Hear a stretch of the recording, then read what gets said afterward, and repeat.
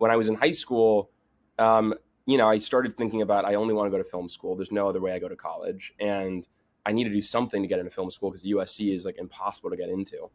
And so I thought, I got to do something for my like career here at high school, and I ended up starting a film festival there. I was like, look, this school, I don't think anyone's going to submit from the school itself, but if I can email every high school in the country to get their students to submit films, like maybe I could start something here.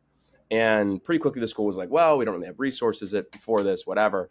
And I kind of just, without their permission, just started doing it anyway. And looking back at this experience, I'm like, I don't know how I was not expelled, but I would literally send press releases on behalf of my high school with official letterhead being like, Loyola High School is proud to announce its 150th year anniversary, first ever film festival. It was like our big anniversary at that point.